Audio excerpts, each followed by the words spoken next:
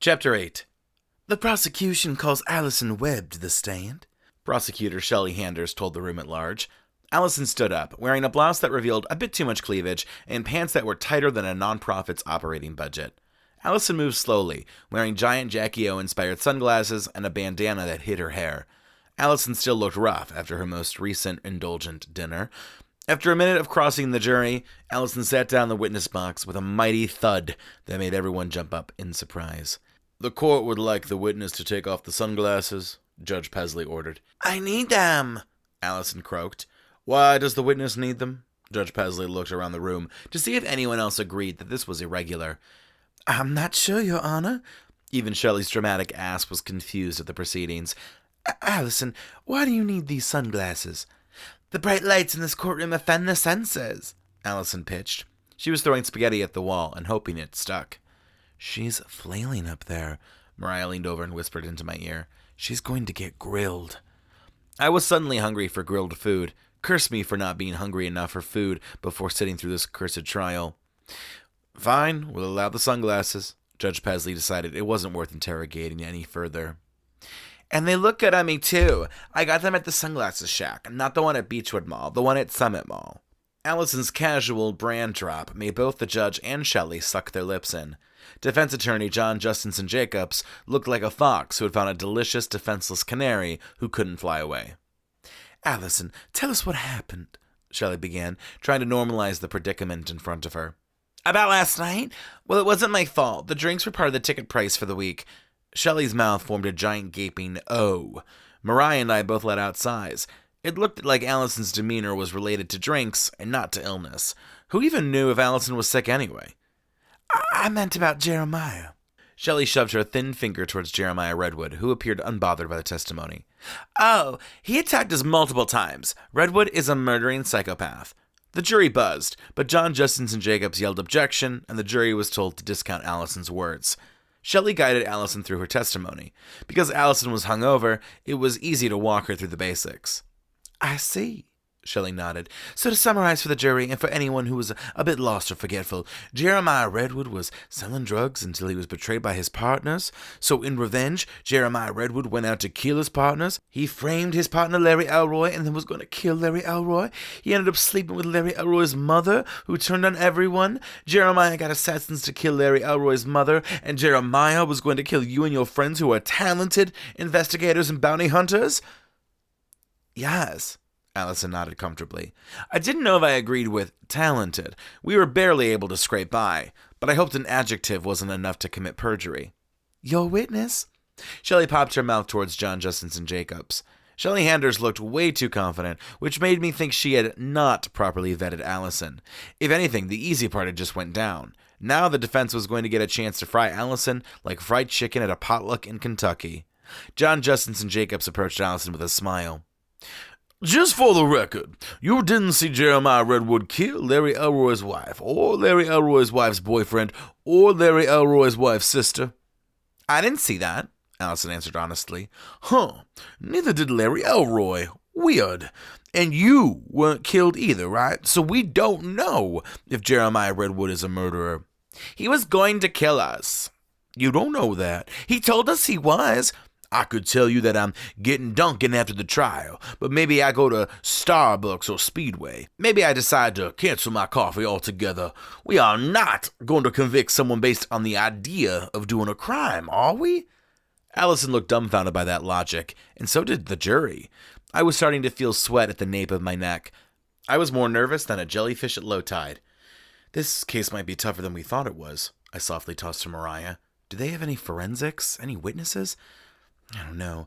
They did use Larry Elroy as a witness, and they used Ryan yesterday. I guess Santiago probably got grilled about the crimes he didn't see. Neither Larry Elroy nor Ryan boded for great witnesses. I'm worried Jeremiah is going to get off, and then he will get off to killing our bodies. Yes, I suppose we should worry about that, Mariah mumbled, as if I was talking about some leftovers in the fridge that needed to be eaten before they went bad. John Justinson Jacobs was on a bigger roll than a fresh-baked basket of bakery rolls. So what crimes did you experience with Jeremiah Redwood? He darted us, Alison started off, recalling the time when we had reached Ryan Mazzola to get an ID check and had been greeted by Jeremiah Redwood, who had some kind of tranquil gun on his person. "He farted on you?" John Justinson Jacobs looked offended at the mention of bathroom language. He darted! He darted! Alison yelled, which was not making the situation better. John Justinson Jacobs turned to the jury, who looked embarrassed on behalf of Alison. "Ladies, gentlemen, non-binary and gender-fluid pals of the jury, I've accidentally let a few sounds and smells bypass, especially when grandmother has made her delicious 7-bean casserole, but farting on someone is not a crime." Shelley Handers was slurping her water so aggressively, I was worried she was attempting to drown herself. Shelley was a bit of a control freak. She couldn't control the drama coming out of this trial, but she could control her water intake.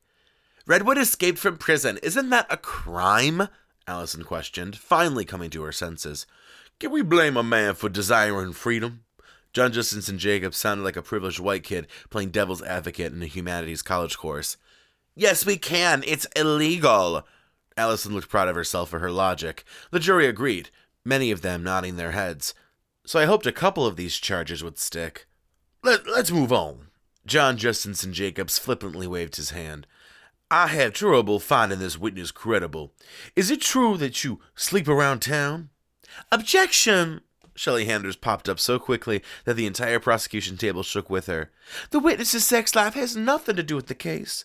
"Your Honor, if we are talking about crimes, then I'm allowed to probe if the witness has also committed crimes." What the fuck is happening? I hemmed and hawed under my breath. He's really going to drag her sex life to the stand? "We're going to be here for a month if that's the case," Mariah tossed out. "I have lovers, and they're lucky to have me," Alison proudly toted. "Clearly you don't know what it's like to be loved since you're a big old tub of marshmallow fluff." "Objection!" John Justinson Jacobs barked. "For the record, I am voluptuous." If John Justinson Jacobs was considered voluptuous, I was curious how I would be defined under his subjective opinions of objective bodies. Perhaps a world-class model? Judge Pesley got the show back on the road, although John Justinson Jacobs appeared ready to derail it once more. "These lovers, do they offer you things?" "They offer their time and loyalty and affection, but I'm a single girl and I can't be held down." More like no one was willing to hold her down. "So no one has ever offered you money or food or anything in lieu of sexual services?" "In lieu? I've never gotten a lei or a luau before sex." "I meant, have you been given something by a man in return of giving him some kind of bodily pleasure?" Alison's pissy hungover mood was slowly morphing into visceral lava anger. "Name one sexy woman who hasn't taken something or received a gift in exchange for a little naughty time." The courtroom immediately exploded in whispers, gasps, and a few laughs. "She's lumping herself with sexy women," one of the jurors said in a tone of disbelief. Judge Pesley slowly hit his gavel to try and dispel the sound, as if he didn't really care about the trial proceedings. "Your Honor, I don't understand what the defense is doing," Shelley said, with her full-on force southern accent coming down strong. She batted her lashes with the intensity of a helicopter propeller. "All in good timing," John Justinson Jacobs said, as if he was talking about a proposal and not slut-shaming the witness box about her witness box. "Fine." Judge Pesley seems to be regretting his professional obligations to the courtroom. "Can we just make it quick? You and Shelley are like two out-of-work community theater actors." That was the most truthful sentence spoken so far in this trial. "So it's true you've received things from men and lovers?" "Yes." "So that would make you a prostitute by the legal definition of the word." Once again, the court exploded into hubbub. So far, the defense had stated that I was not to be trusted, Mariah was crazy, and Alison was a slut. All of that to defend a bloody murderer? "I am not a sex worker, which is the politically correct term, you fucked up fuckface." "Language!" Judge Pesley sounded like someone who didn't care about the actual issues, but hated an explicative. "So you accused Jeremiah Redwood of crimes, but here you are, your own criminal." John Justinson Jacobs gave a shocked look to the jury, like he was a clown who couldn't believe he had successfully fit 6 clowns in his clown car. "Can you believe it?" "Objection! We are not here to convict Alison," Shelley chimed in. "It doesn't matter if Alison is a sex worker. Heck, she might be." Alison glared at Shelley. "Shelley, are you telling me that you've never had a steak meal with a guy and then gone home to meal his steak bone?" Shelley purposely avoided looking at Alison, while John Justinson Jacobs looked like a giant fat cat who had found a perfect sunspot in the living room. This trial was more off-road than an ATV. Feeling the room once more sliding into chaos, Judge Pesley addressed Jacobs. John Justinson Jacobs, do you have anything else than to accuse Alison of sleeping with men with items involved? Ho, ho, ho, I have more. He sounded like Santa when given the opportunity to tell off a naughty child. John Justinson Jacobs raised a stubby finger to the sky. The defense calls Wanda Rosie Bugoffer to the stand. The defense calls who? Mariah and I both exclaimed a bit too loudly. A woman burst into the courtroom wearing a tracksuit that appeared homemade bedazzled. She strutted through the court like she was doing a runway. Her hair definitely involved some extensions, and her makeup would have struck her a deal with a makeup company due to the sheer amount of caked-on product. You've got to be kidding, Alison blurted, taking off her sunglasses and blinking. Wanda, I thought you ran off to Tulsa with that drug dealer. Let's just say that Tulsa makes Cleveland look like Paris, Wanda Rosie Bugoffer snapped. I'm back in town, and just in time to let people know all about you. The jury was salivating for the drama. Mariah leaned forward towards Shelley to speak with her. For the record, who is this bitch? Shelley shook her head. I don't know. This is news to me. Can't you object to this? I wondered. I think Judge Pesley is going to go for it. He is? I skeptically countered. Judge Pesley says he hates the drama, but he doesn't. Look at him. I took Shelley's advice and saw Judge Pesley wide-eyed and open-jawed. Upon seeing that I was looking at him, he collected himself and offered a look of indifference. That messy bitch, I cajoled. Wanda had reached the witness box and looked at Alison like she was a trash can. Are you gonna get out of my witness box? Sure, this chair ain't comfy anyway, you knock-off Ice Spice bitch. Wanda Rosie Bugoffer did look like a heavier, not as sexy, not as talented, not as fashionable Ice Spice. It was really just the hair color and texture. Alison returned to the sitting gallery next to Mariah and I, while Wanda got cozy.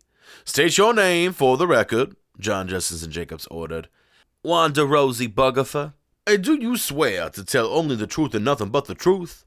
That will be hard, considering Wanda is a born liar, Alison told us in that shout-whisper voice that the entire room could hear. All I do is tell the truth, Wanda gave Alison a sneer. Please, you tell as much truth as a toilet. Can the comedy gallery cut it out? Judge Pesley asked with another half-hearted gavel bang. Now that I realized he liked the drama, I saw through his performative measures to rein the room in. Who are you in relation to Alison? John Justinson Jacobs finally was asking something I cared to know. We were friends and roommates. Wanda stressed the word were longer than it took for Alison to hobble to the stand. How long were you friends and roommates? Wanda didn't hesitate. Friends for a decade, roommates for less than a year. You were best friends with this hoe for a decade and you didn't mention her to us? Mariah quietly inquired to Alison. She's dead to me, Alison gave the sign of the cross. There's nothing to mention. And how did you become friends? John Justinson Jacobs couldn't help but keep one eye on Wanda and one eye on Alison. He looked like some psychic trying to access their powers. We were friends back in grade school. I was the cool one and Alison used me to become popular. She is a liar! Alison shouted from the gallery, standing up like injustice was happening in front of her. Wanda used to be called Weird Wanda. I have the receipts. And you were called Aggressor because you're aggressive? Wanda clapped back. I could believe Wanda's version of the story. Thankfully, I wasn't testifying against Alison, because I would have to say, on the record, that she is aggressive. I also like the nickname Aggressor. Objection! John Justinson Jacobs said to the room. We can't have comments from the shooting gallery. I'll show him a shooting gallery, Alison threatened under her breath. Shelley Handers turned her neck quicker than an owl at Alison's threats. Shut the hell up, Shelley barely said, her teeth remaining in a creepy smile that made her look like the Joker from Batman. She had removed her accent quicker than paint stripped away with jet fuel. Mariah, Alison, and I all leaned back instinctively against the pew. Shelley, do we need to remove your witness? Judge Pesley asked from behind Shelley. She's fine, Shelley said in her drawl. This emotional situation was a lot for Alison, but she's going to recover by being silent. On the word silent, Shelley's accent vanished and was replaced by a threatening growl. Thank you, John Justinson Jacobs said with a sweet rapport, turning back to Wanda. I'm curious. When you met Alison, what did you think of her? I thought she was pretty pathetic. Wanda said with a shrug. Kind of like a one-hit wonder rapper who tries to compete with the big leagues, but you can't help but appreciate being around such delusional confidence. And then as she got older, Alison became the snake in the grass. The jury all looked shocked at the idea that Alison was a snake in the grass. A snake in the grass? Do tell! John Justinson Jacobs loved letting snake in the grass ling off his tongue and float in the air above the courtroom. She became a liar, a manipulator, a hater, a miserable person who delighted in the downfall of others. She became disloyal, untrustworthy, and manipulative. You already mentioned manipulative, so she must have been very manipulative for you to mention it twice, John Justinson Jacobs said, correcting his witness. Objection! This is ridiculous, Shelley said in a full drawl. I had to agree. I found the proceedings to be as ridiculous as Shelley's accent and Wanda's face of excessive makeup. I happen to agree. Are we getting somewhere? Judge Pesley looked like he was considering early retirement, but a glint in his eye couldn't wait to see what was next. Yes, I'm trying to prove how Alison, the witness who's accused poor Jeremiah Redwood, is, well, you heard Wanda, manipulative. Judge Pesley considered doing his job, but decided that the payoff of Wanda's testimony was too juicy to not consume. All right, but you're on thin ice. Ice frozen on Lake Erie in March. Thin ice. That's thin, Mariah muttered, which made Alison grin as she continued to eye Wanda with a look that felt like a submarine gun blasting and reloading constantly. Let's talk about when you and Alison stopped being friends. John Justinson Jacobs turned and looked at Alison when he said that, a shit grin spreading on his face like Ebola in the hot sun. Oh, shit. Alison's voice fell out from under her. Yes, I can talk about it. Wanda choked up momentarily. I had decided to move to Tulsa and had to break the lease I was sharing with Alison, and instead of being understanding and supportive of my romantic relationship, she yelled at me, threw my items out of the apartment, called me names, and threatened my body. I thought she was going to hurt me, or worse even, kill me. The jury once again went into hysterics, as did the courtroom. Reporters next to us were scratching their pens so hard against the paper that you could hear the paper rip from the force of the pen. Even the court typographer had paused to take in the story. Say objection, Alison hissed to Shelley. Objection, Shelley said out loud in reaction. On what grounds? Judge Pesley wanted to know. Shelley blinked a few times and turned to Alison. What's the objection? Wanda is a smelly-ass bitch liar who is not telling the truth, and she looks like a piece of shit, and she dated a drug dealer, so honestly, she's closer to a criminal than I am. Shelley absorbed the language and turned her head like she was playing a Tin Man from The Wizard of Oz who needed more oil. Wanda's testimony is inaccurate and slander, Shelley unconfidently rebutted. I'd actually like to hear more details before we declare if it's inaccurate or worthy of slander, Judge Pesley confirmed messy bitch told the room. Wanda, can you provide details? Absolutely, Wanda declared. When I told her about leaving, she got selfish. She then began to throw my things over the balcony and onto the street. My nice Gucci bags, my designer Louis Vuittons. They were all knockoffs, Alison told the room quietly. Judge Pesley turned to see where the noise was coming from, but appeared unsure if it had been Alison. I don't think he was genuinely confused at who said it. Clearly he enjoyed the beef more than a slaughterhouse. Wanda moved on, dotting her eyes with a handkerchief. And then she told me she was going to beat me up and leave me for the dead. Wanda's phrasing sounded wrong, as if Alison was going to leave Wanda alone with some zombies. And then Alison was going to tell everyone I had a minor case of cold sores. It was herpes! Alison's voice raised high again, and this time it was Wanda who snapped back. You liar! It was just a small cold sore! Wanda roared, standing up on the witness box like it was a stage. I was an innocent woman who was going to Tulsa to find love. That is not true. Alison stood up like she had broken through invisible chains. Wanda and I had just renewed our lease 3 weeks before she left on a very expensive property. She left me high and dry. She shouldn't have signed a lease, and she left me having to pay the whole thing, and I had to work really hard. You bitch-ass liar. I didn't know I was going to fall in love with a handsome man. If your man was handsome, then Tulsa is a fantastic city, Alison snorted. One of the jurors looked personally offended, as if she was from Tulsa. You wish you were as sexy as my ex, but you have the personality and the look of a slug. I'll slug you right here and right now. I pressed my face into the bench beneath me. Alison had certainly confirmed Wanda's story about being aggressive and violent. I've had enough of this, Judge Pesley roared, banging his gavel so hard that the gavel broke and flew across the courtroom, landing with a sad clunk in the middle of the boxing ring-esque square in front of him. The court cartographer's fingers stopped clicking, the jury looked scared, and both Shelley and John looked as if their goose was cooked. I refuse to entertain this anymore, Judge Pesley nodded. No more witnesses will be allowed in this trial unless they are deemed important to the case. No more Dr. Phil-level guests in my courtroom. Your Honor. Judge Justinson Jacobs looked prepared to rattle off some gravy-ladled bullshit, but Judge Pesley gave John a stink eye. In return, John shrunk himself down, which was impressive considering he was shaped like a honey bun. We will return after lunch and without the bullshit. Judge Pesley looked at Alison, Mariah, and I. And it would probably be better if you don't join us again until the closing arguments. That is perfect, Your Honor, I said, grabbing my things and getting out of there before we were asked to stay longer.